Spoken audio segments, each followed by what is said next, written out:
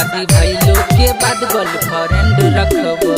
कुमारे में जिंदगी ने झंड रखबै, कुमारे में जिंदगी ने झंड रखबै। शादी भइलो के रई शादी भइलो के बाद गर्लफ्रेंड रखबै।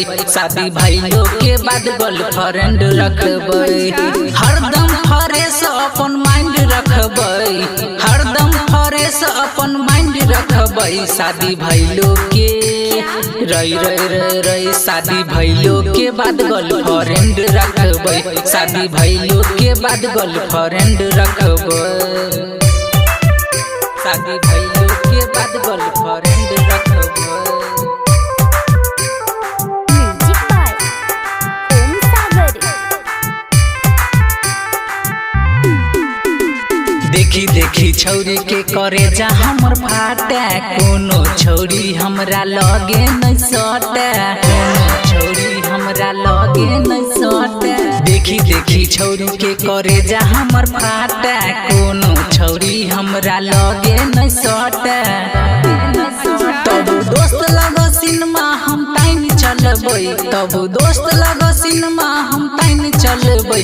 शादी भइलो के रई शादी भइलो के बाद गर्लफ्रेंड रखबै। शादी भइलो के बाद गर्लफ्रेंड रखबै। शादी भइलो के बाद गर्लफ्रेंड रखबै। शादी भइलो के बाद गर्लफ्रेंड रखबै। दोस्त लगा जाइ छी त मारैया ताना, कहे भौजी हाथ के खेबै कहिया खाना,